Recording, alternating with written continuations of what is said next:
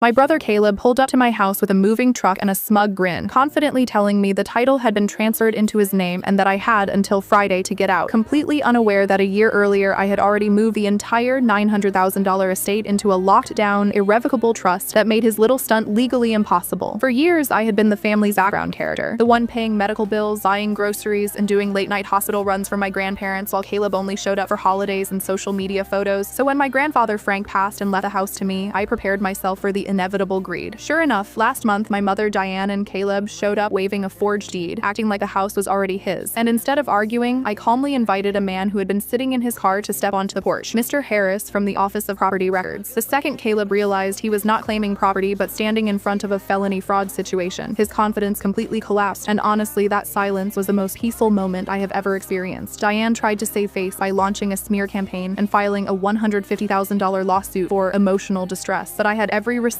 every document, and every timestamp. So I sent proof of the forgery to our relatives and directly to Caleb's boss at his real estate firm. That was the moment it finally hit him that I was not the weak one anymore, and I shut the door knowing the house, the trust, and my peace were all staying exactly where they belonged.